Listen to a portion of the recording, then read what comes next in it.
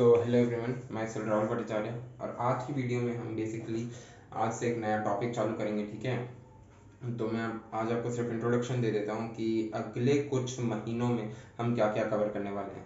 ठीक है, तो जैसा कि मैंने बीटेक मैकेनिकल इंजीनियरिंग कर रखी है, तो मेरे को ये है कि मैं स्कूल के लिए तो बहुत लोग सब्जेक्ट्स बना रहा। आज तक मैं जो रैंडम वीडियोस डाल रहा था, कभी क्लास 10th कभी क्लास 12th ऐसे करके कुछ भी डाल रहा था, बट अब से मैं जो वीडियोस बनाऊंगा वो टोटली कॉलेज स्टूडेंट्स के लिए डेडिकेटेड होगी, सॉरी इंजीनियरिंग स्टूडेंट्स के लिए मेनली डेडिकेटेड होगी जो मैकेनिकल में है। ठीक है, जो बीटेक मैकेनिकल इंजीनियरिंग, क्योंकि मैं खुद भी मैकेनिकल इंजीनियर हूँ, मतलब फाइनल सेमेस्टर में मैकेनिकल इंजीनियरिंग सब्जेक्ट्स होंगे। ठीक है, तो इस चैनल पे हम मेनली उन सब्जेक्ट्स को लेकर डिस्कस करेंगे जो पूरे कोर कंसेप्ट्स के बेसिस में होंगे। तो मैंने स्टार्ट किया है कि अब मैं कुछ जैसे कोई सब्जेक्ट्स हो गए, जैसे सोम हो गया, strength of material, TOM, theory of machines या फ्लूइड डायनेमिक्स, फ्लूइड मशीन्स, इन सब सब्जेक्ट्स को डेडिकेटेडली इनको पढ़ाना चालू करूंगा। इनमें क्वेश्चंस भी हम सॉल्व करेंगे, theory, numerical questions, practice questions और इंटरव्यू टाइप क्वेश्चंस कि हम अगर कोई इंजन बना रहे हैं, इसका इंटरनल कंबशन इंजन बना रहे हो किसी चीज का, तो फिर उसका थर्मोडायनेमिक्स से रिलेटेड कुछ क्वेश्चन आ सकते हैं, हीट ट्रांसफर से रिलेटेड कुछ क्वेश्चन आ सकते हैं। ऐसे क्वेश्चंस भी आए हैं कि अगर स्प्लेंडर का इंजन देखिए, उसमें फिन्स बन रखे हैं BS6 में, उसका नया डिजाइन जो आया इंजन का, उसमें फिन्स बन रखे हैं। थोड़ा फिन्स का मतलब समझते हो? फिन्स का मतलब होता है ऐसा कोई अगर चीज है, ये पुराना मॉडल है मान लो, तो स्प्लेंडर का नया जो इंजन है उसमें ऐसे ऐसे ऐसे, ठीक है, ऐसे करके कुछ फिन्स टाइप ऑब्जेक्ट बन रखी है, तो इसमें पूछा, ये इन्हें कहते हैं फिन्स। ठीक है, तो पूछा गया कि ये क्यों बन गया। इसे इसलिए बनाया गया क्योंकि जब हवा यहाँ से पास होगी ना, तो हवा इसे जब काटते हुए जाएगी, तो यहाँ पे जो हीट होगा वो हवा के साथ चला जाएगा, मतलब यहाँ पे एरिया ठंडा होता रहेगा। तो ऐसे कुछ बहुत क्वेश्चंस भी होंगे हमारे चैप्टर के कंसेप्ट में, जो कि हम डिस्कस करते रहेंगे। ठीक है, तो फाइनली हम कुछ बहुत सब्जेक्ट्स जो हैं उनसे स्टार्ट करेंगे। तो पहले जो मेरे कोर सब्जेक्ट्स हैं जो मुझे आते हैं बेसिकली, मैं उनसे स्टार्ट करूंगा। और बेसिकली और अगर ये प्लेलिस्ट आपको पसंद आई तो फिर मैं first year, second year, third year, final year के लिए पूरी अलग प्लेलिस्ट बन जाएगी। ठीक है, तो स्टार्ट करते हैं। मैं उन सब्जेक्ट से बेसिकली स्टार्ट करूँगा जो मुझे थोड़े पसंद है, जिनके ऊपर मेरा थोड़ा वो कंसेप्ट है। तो पहला सब्जेक्ट होगा हमारा Tom. Tom Tom and Jerry वाला नहीं, बेसिकली टॉम होगा हमारा थ्योरी ऑफ मशीन्स। ठीक है, मैं लिख देता हूँ थ्योरी ऑफ मशीन्स।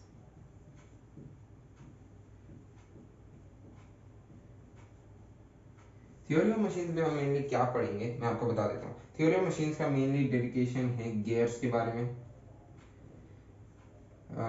फिर आपकी मशीन्स के बारे में, फिर गायरोस्कोप के बारे में।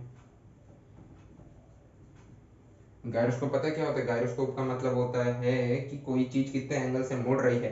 ये अगर बिल्कुल सीधी खड़ी है, जैसे मोबाइल में भी होता है, कंपास जब जाते हैं ना हम कंपास के ऑप्शन में, अगर हम लेफ्ट स्वाइप करें तो फिर एक गायरोस्कोप का ऑप्शन भी होता है जो फोन को दिखाता है कि फोन बिल्कुल सीधा एंगल पे है या थोड़ा सा इधर डिफ्लेक्टेड है या इधर डिफ्लेक्टेड है। वो गायरोस्कोप करता है, वो चीज बताता है गायरोस्कोप क्या करता है। बेसिकली गायरोस्कोप हमें बेसिकली ये बताता है कि कोई चीज किस एंगल पे इंक्लाइंड है, सीधी है या कितने एंगल पे है। ठीक है, ये मेनली हमारे प्लेन्स में यूज किया जाता है, जितने भी प्लेन्स हैं, ट्रक्स हैं और बहुत सारी चीजें हैं। इंस्ट्रूमेंटेशन के टाइप पे भी यूज किया जाता है कि जैसे टेबल बना रहे हो, टेबल कहीं तुम्हारी ऐसे उल्टी सीधी तो नहीं बनी, सीधी बननी चाहिए, तो इसके लिए ऐसा कुछ इसके ऊपर एक इंस्ट्रूमेंट यूज किया जाता है देखने के लिए कि इसका सरफेस कैसा है।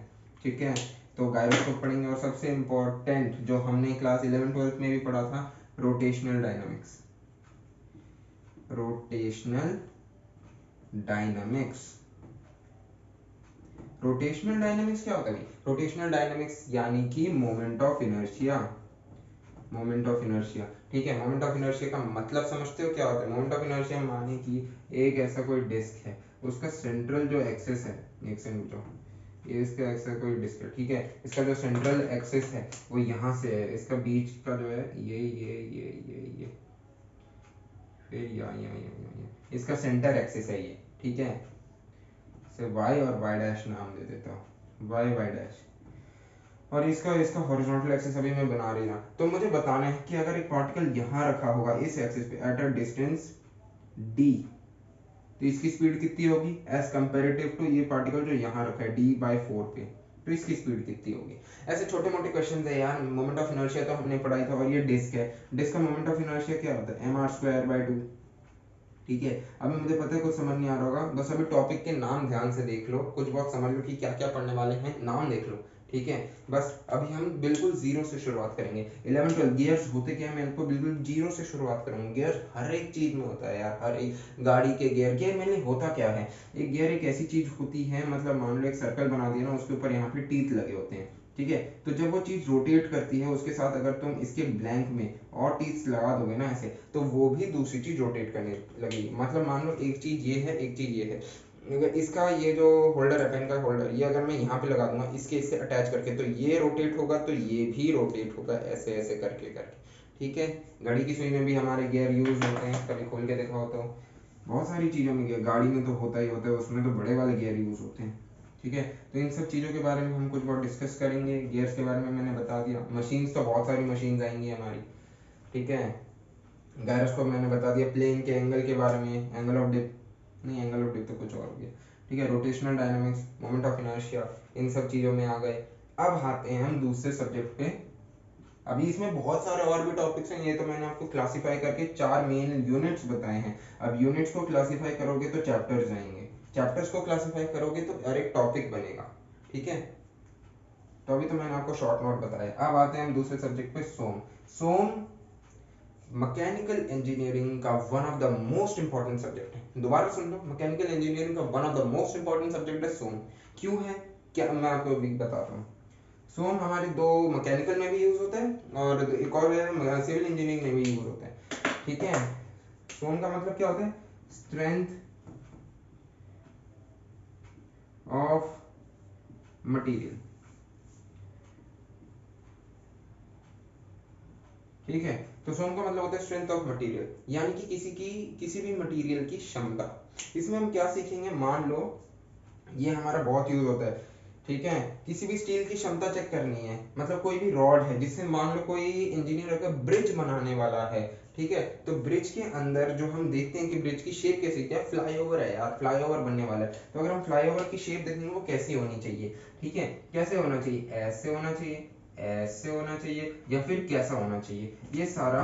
और कौन सा मटेरियल यूज होना चाहिए, स्टील होना चाहिए, फिर आयरन, या क्या क्या क्या क्या यूज होना चाहिए। हर एक चीज के साथ टेक्नोलॉजी, हर एक जनरेशन के साथ टेक्नोलॉजी हमारी इवॉल्व होती है, उन सब चीजों में देखते हैं। यहाँ पे पता है क्या कंसेप्ट यूज होगा, मान लो ये एक रॉड है, ठीक है। ये एक रॉड है, इस पे अगर मैं यहाँ से, मैंने इसे इसे पकड़ रखा है और यहाँ पे इसे ऐसे करके फोर्स लगा रहा हूँ, ऐसे करके पकड़ रखा हूँ, यहाँ पे फोर्स लगा रहा हूँ, थोड़ा बहुत तो हिल ही रहा है। तो यहाँ पे अगर मैं ऐसे करके फोर्स लगा रहा हूँ इसमें, तो यहाँ पे क्या इफेक्ट पड़ेगा, इस पॉइंट पे जहाँ पे फोर्स लगा रहा हूँ वहां पे क्या इफेक्ट पड़ेगा, और यहाँ से जो बिल्कुल फिक्स है, पकड़ रखा है जहाँ से, वहां पे क्या इफेक्ट पड़ेगा, ठीक है। हमें तो पता है कि फोर्स सबसे ज्यादा यहीं लग रहा होगा, बट यहाँ पे लग कितना रहा होगा, उसका मैग्नीट्यूड, उसका अमाउंट, वो सब हम देखेंगे। यहाँ पे हम कॉमन सेंस की बात नहीं करेंगे, हम यहाँ पे लॉजिकली रीजनिंग बात करेंगे। लॉजिकल जो बात होती है, कितना लग रहा होगा, हाँ कुछ बात लग रहा होगा, ये नहीं चाहिए, कितना और कैसे निकालेंगे, वो सारी चीजों का देखेंगे, ठीक है।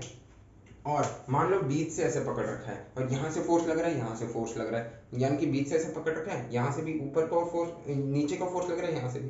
तो दोनों साइड से जब नीचे को फोर्स लग रहा है, तब कहाँ कहाँ पे कैसे कैसे फोर्स लग रहा होगा। तो इन सब चीजों के बारे में भी हम बहुत डिस्कस करेंगे। ये देखो, ये अभी बता रहा था, को बीच से पकड़ रखा है हमने और यहाँ पे फोर्स लग रहा है, तो इस सब चीजों के बारे में बता रहा था। और अभी उससे पहले वाला जो एग्जांपल दिया, यहाँ से हमने उसे पकड़ रखा है और यहाँ पे फोर्स लग रहा है, ठीक है। तो इन सब चीजों के बारे में भी हम डिस्कस करेंगे, ठीक है। तो यही था स्ट्रेंथ ऑफ मटेरियल में, हम बहुत कुछ पढ़ने वाले हैं। सबसे पहले हम पढ़ेंगे लोड, लोड के बारे में। लोड यानी कि फोर्स, ठीक है, प्रेशर अपॉन एरिया हो गया, ठीक है।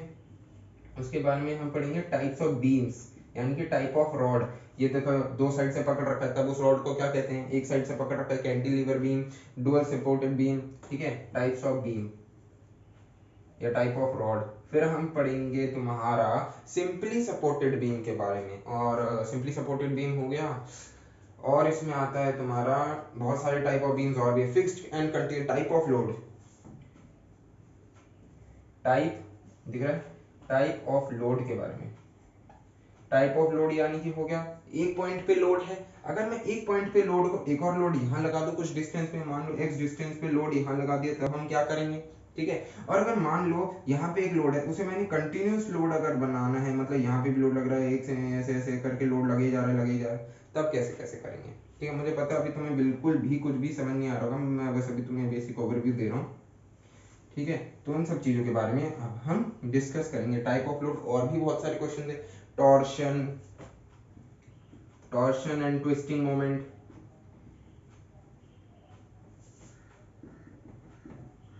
टॉर्शन एंड ट्विस्टिंग मोमेंट, फिर बेंडिंग मोमेंट के बारे में, bending moment equation, torsion equation, bending moment equation, torsion equation, इन सब चीज़ों के बारे में हमें पढ़ना पड़ेगा। ठीक है। तो शुरुआत के लिए तो मैंने इनके साथ अभी इन्हीं दो चैप्टर्स को लिया है। ठीक है। बिल्कुल स्टार्टिंग करने के लिए मैंने इन्हीं दो चैप्टर्स को अभी स्टार्ट किया है, टोन और ये। तो मैंने आपको अभी बता दिया जो जो चैप्टर थे, आपने नोट किया फिर भी सही है, नहीं नोट किया तो भी कोई बात नहीं, क्योंकि कल से हम बिल्कुल फ्रेश चैप्टर स्टार्ट करेंगे और बिल्कुल बेसिक से स्टार्ट करेंगे। ठीक है। 11 12 से मैं इस चैप्टर को उठाऊंगा। सबसे पहले इसका बेसिक कंसेप्ट जैसे गियर है। ठीक है। कल से हम गियर स्टार्ट करेंगे। गियर्स होते क्या हैं, क्या काम करते हैं, कितने टाइप के होते हैं, उनके न्यूमेरिकल्स और गियर्स के कंपोनेंट्स। ओके, वो तो मेन है ही ऑब्वियसली, बिल्कुल जीरो से बताऊंगा तो ये सब चीज़ें आ ही जाएंगी आपकी। ठीक है। और कौन सी बुक प्रेफर करनी चाहिए, कैसे कैसे एग्जाम में क्वेश्चंस आते हैं, चाहे आप स्टेट बोर्ड से हों, चाहे आप किसी यूनिवर्सिटी लेवल के एग्जाम्स दे रहे हों, कुछ भी कर रहे हो, इसके बेसिस पे कैसे कैसे क्वेश्चंस आते हैं। ठीक है।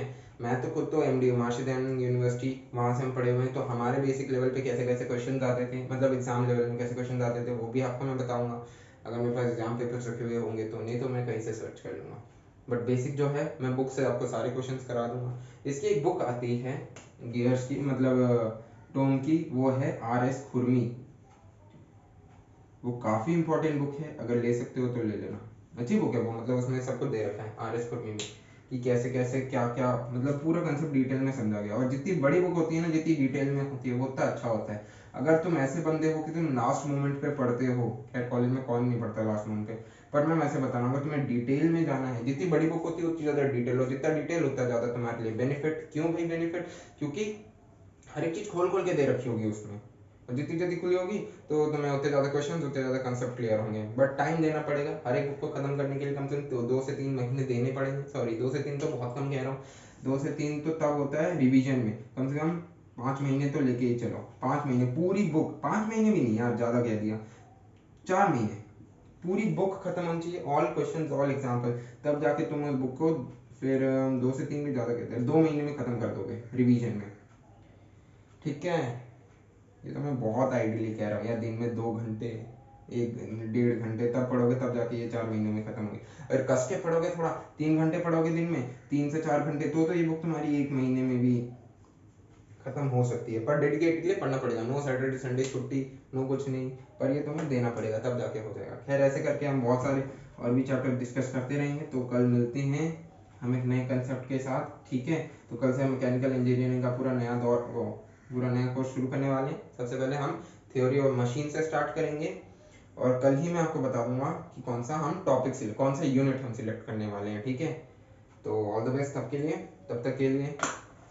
ओके, अब कोरोना में घर में ही रहना। तो थैंक्स फॉर वॉचिंग।